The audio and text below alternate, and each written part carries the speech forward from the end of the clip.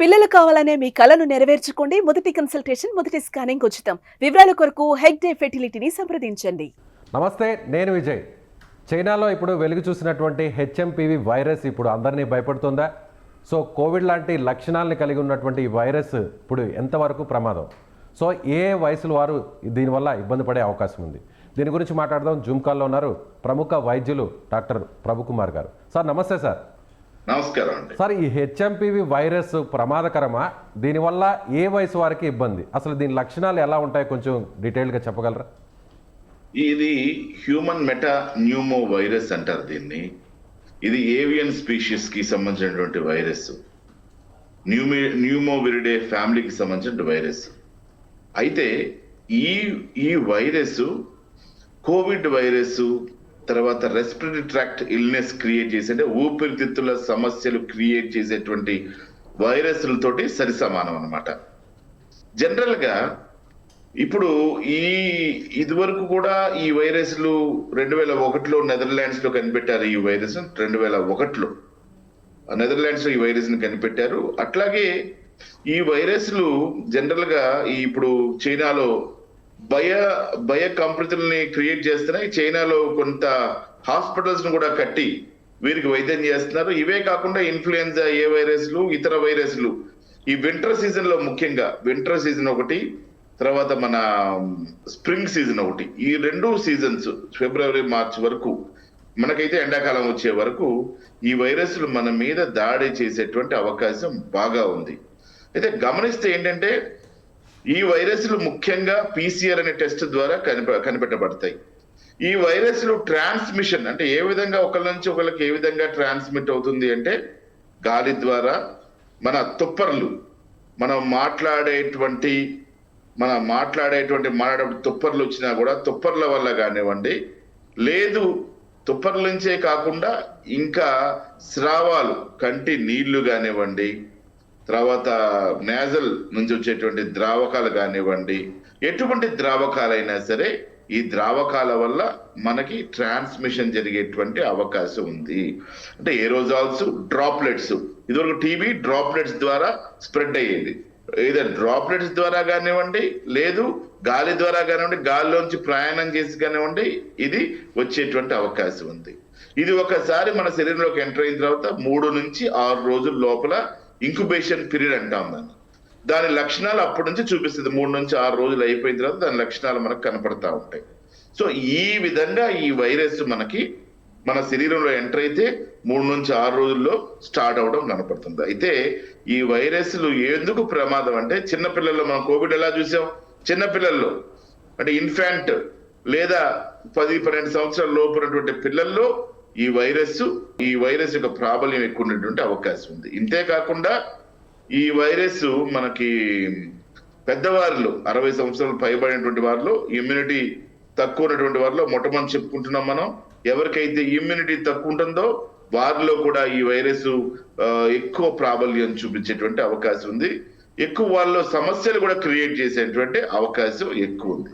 సరే, ఎటువంటి సమస్యలు, ఎటువంటి లక్షణాలు మనకు కనపడతాయని మనం గమనిస్తే, ముఖ్యంగా విపరీతమైనటువంటి జ్వరం, దగ్గు, జలుబు, గొంతు నొప్పి, తర్వాత మజిల్ పెయిన్స్, జాయింట్ పెయిన్స్, పొట్టలో ఒకసారి డయేరియా రావడం, తర్వాత ఊపిరితిత్తుల్లో నీళ్లు చేరటం కానీ, న్యూమోనైటిస్ రావడం కానివ్వండి, ఊపిరితిత్తులు పాడైపోవడం కానివ్వండి, శ్వాస కోశ సంబంధించినటువంటి వ్యాధిలా ఇది కనిపిస్తూ ఉంటుంది.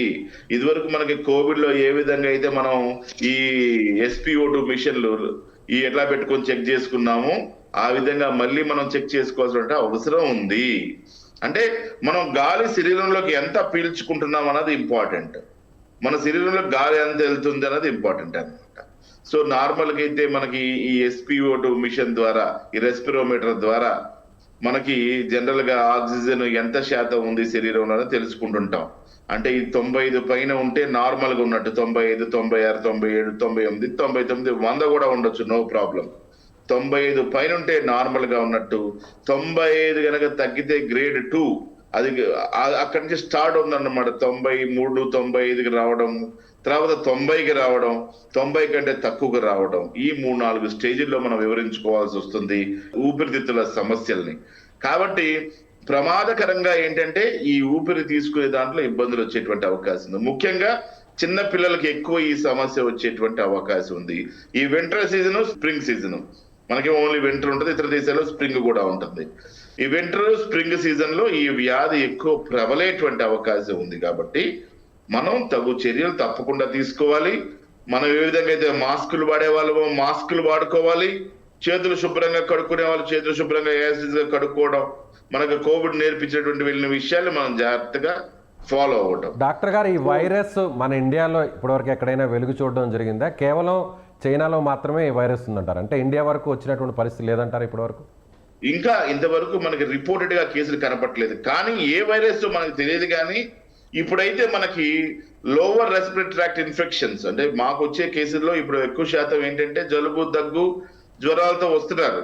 వాటికి మేము ట్రీట్మెంట్ ఇస్తే ఈ సివియర్ కాఫ్ ఒకటి మేము చూసే కేసుల్లో సివియర్ కాఫ్ ఒకటి, ఎక్కువ శాతం దగ్గు ఉండడం, ఇలాంటివి మాకు కనిపిస్తా ఉన్నాయి. వాటిని మేము ట్రీట్ చేస్తా ఉన్నాం.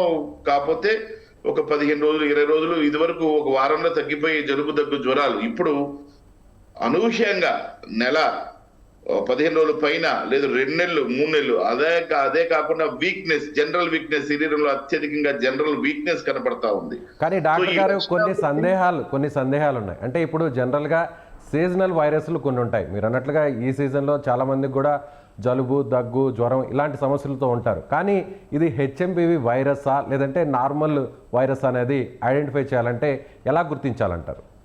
ఇది PCR అనే పరీక్ష ద్వారా, పాలిమరేస్ చైన్ రియాక్షన్ అనే పరీక్ష ద్వారా మనం ఏ రకమైనటువంటి వైరస్ అని మనం చెప్పడానికి అవకాశం ఉంటుంది. ఈ హెచ్ఎంపివి వైరస్ కి PCR పరీక్ష ద్వారా మనం పర్ఫెక్ట్ గా ఇది ఏ వైరస్ అని చెప్తాం అన్నమాట. ఒకటి, ఎందుకంటే జలుబు, దగ్గు, జ్వరం అన్నిట్లో కామన్ గానే ఉంటుంది. వైరల్ ఇన్ఫ్లుయెన్జాలో కూడా సేమ్, ఇన్ఫ్లుయెన్జా వైరస్ లో కూడా సేమ్ కనపడతా ఉంటుంది. ఇతర ఊపిరితిత్తుల సమస్యల్లో కూడా ఇలాంటివే కనపడతా ఉంటాయి. కాబట్టి న్యూమోనియాలో కూడా ఇదే లక్షణాలు, టీబీలో కూడా ఇదే లక్షణాలు. కాబట్టి PCR అనే పరీక్ష ద్వారా మనం ధృవీకరించడానికి అవకాశం ఉంటుంది. ఇది హెచ్ఎంపివియా లేకపోతే కోవిడా ఏంటనేటువంటిది మనం స్వాబ్ టెస్ట్ ద్వారా, PCR పరీక్ష ద్వారా తెలుసుకోవచ్చు. అంటే మనం కోవిడ్ చేసినటువంటి విధ్వంసం, చాలా లక్షల ప్రాణాలు కూడా పోగొట్టుకున్నాం మొత్తం ప్రపంచం అంతా కూడా.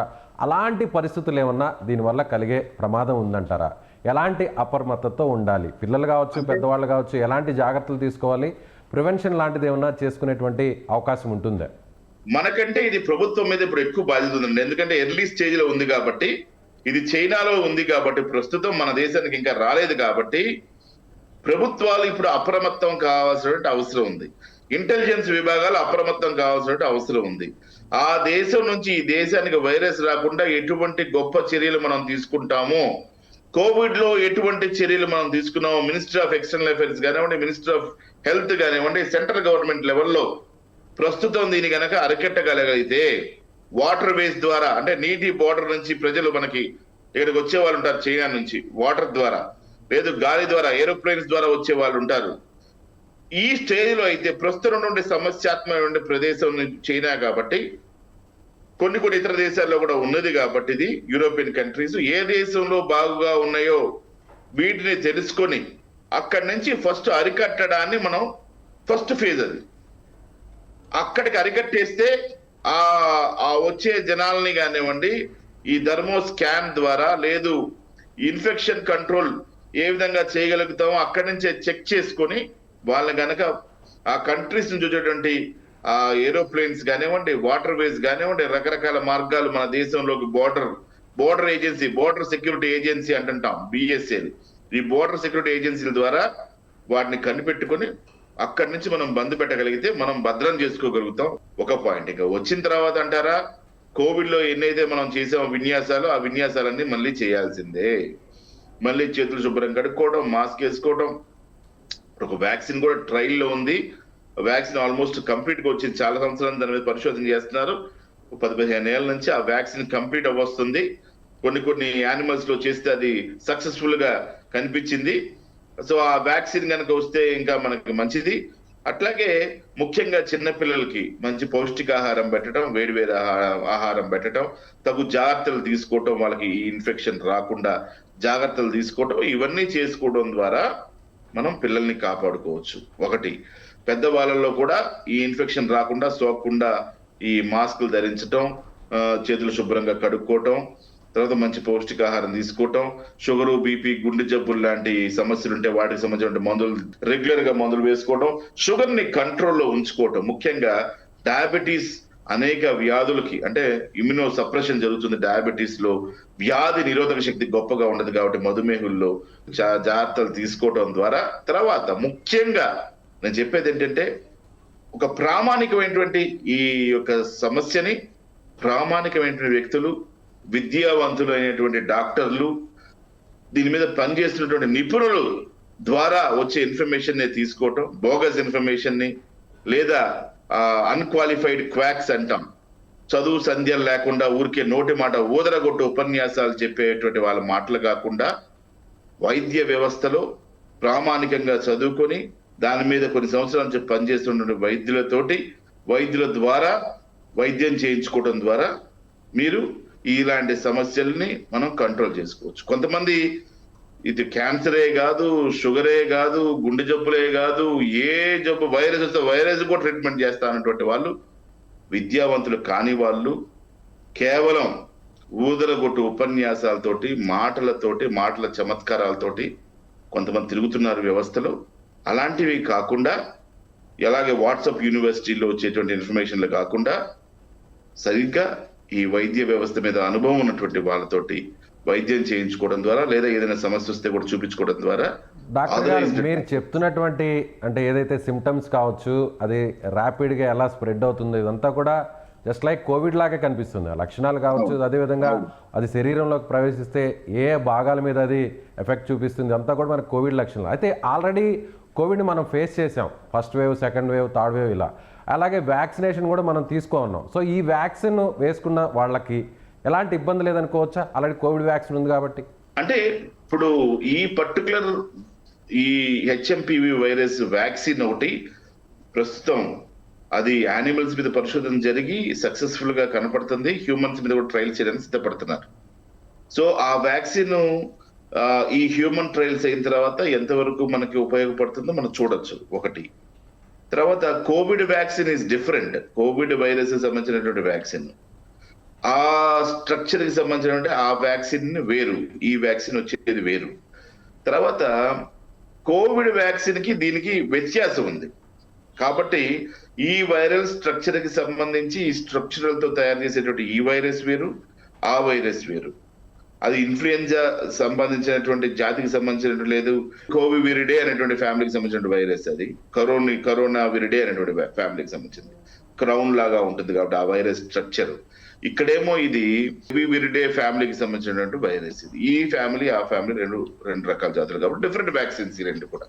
కాబట్టి డిఫరెంట్ వ్యాక్సిన్స్ డిఫరెంట్ గానే తీసుకోవాల్సిన అవసరం ఉంటుంది. సో చాలా మంది కూడా కొన్ని అనుమానాలు కలుగుతున్నాయి, భయాలు కూడా కలుగుతున్నాయి. మళ్ళీ లాక్డౌన్స్ లాంటివి ఏమన్నా ఏర్పాటు చేసే పరిస్థితి ఉంటుందా అనేటువంటి ఒక భయం ఇంకా కూడా వెంటాడుతుంది. అలాంటి పరిస్థితులు ఏమైనా వచ్చే అవకాశం ఉందంటారా? అంటే మనం కోవిడ్ ని చూసాం కాబట్టి, ఈ కోవిడ్ నుంచి చాలా నేర్చుకున్నాం కాబట్టి అంత స్థితికి మనం వెళ్ళలేమేమో అని అనుకుంటున్నా నేను.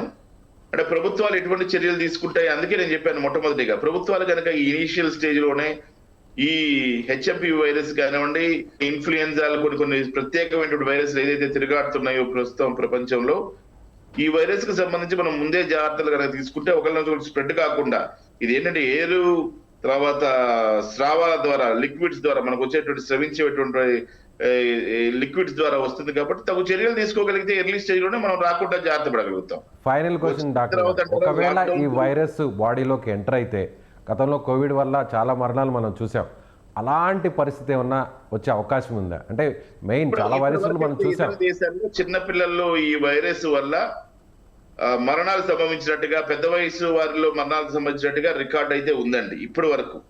చైనా లాంటి దేశాల్లో చిన్న పిల్లల్లో, పెద్దవాళ్ళు 60 పైబడినటువంటి వాళ్ళల్లో ఈ సమస్య వచ్చినట్టుగా మనకు కనపడుతుంది. చనిపోయినట్టుగా మోర్టాలిటీ రేట్ కూడా బాగున్నట్టుగా కనపడుతుంది. దీనికోసం వారు ప్రత్యేకమైన హాస్పిటల్స్ కూడా కడుతున్నట్టుగా, ప్రపంచ దేశాలకు తెలియకుండా గుట్టు చప్పుడు కాకుండా చాలా పనులు చేస్తున్నట్టుగా మనకు తెలుస్తా ఉంది ఈ చైనాలో.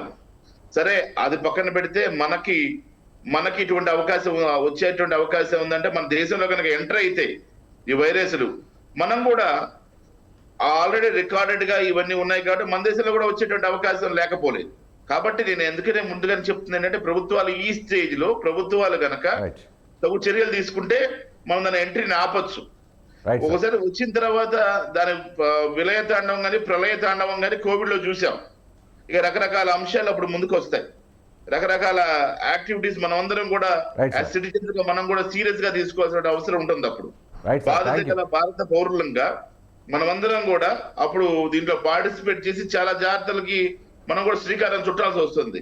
కానీ ఇప్పుడున్నటువంటి ప్రస్తున్న స్టేజ్ లో అయితే ప్రభుత్వాలు కనుక చిత్తశుద్ధిగా దీని మీద యాక్షన్ తీసుకోగలిగితే, ఇంటెలిజెన్స్ అఫైర్స్ కానీ, ఎక్స్టర్నల్ అఫైర్స్ కానీ, హెల్త్ మినిస్ట్రీ కానీ, వీళ్ళందరూ కనుక తగు చర్యలు కనుక తీసుకోగలిగితే ఇప్పటికిప్పుడు మనం కోవిడ్ ఎలా అరికట్టగలిగామో అప్పుడు కోవిడ్ ని కొంత లోపల తీసుకొని వచ్చాం మనం.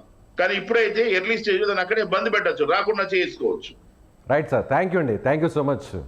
ఇది డాక్టర్ గారు చెప్తున్నట్టుగా ఖచ్చితంగా ఈ వైరస్ ఇప్పటివరకు అయితే మాత్రం ఇండియాకి రాలేదు. ఇది కేవలం చైనా ఆ చుట్టుపక్కల ఉన్నటువంటి దేశాల్లో మాత్రమే రికార్డ్ అవుతుంది. అయితే చైనా నుంచి మన దేశానికి రాకుండా ఆ ప్రభుత్వం స్థాయిలో కొన్ని జాగ్రత్తలు తీసుకోవాలి. ముఖ్యంగా వైరస్ వచ్చిన తర్వాత అప్రమత్తం కాకముందే, అంటే అలాంటి పరిస్థితులను ఫేస్ చేసుకోకముందే ప్రభుత్వాలు కొంత నిర్ణయాలు తీసుకోవాల్సినటువంటి ఆవశ్యకత ఉంది అని చెప్తున్నారు. మరొకవైపు చిన్నపిల్లలు అదేవిధంగా పెద్ద వయసుకు వారికి చాలా ఇబ్బంది పెట్టేటువంటి అవకాశాలు కూడా లేకపోలేదని జరిగినటువంటి ఇన్సిడెంట్స్ని బట్టి మనకి అర్థం చేసుకోవచ్చని డాక్టర్ గారు చెప్తున్నారు. Thank you so much.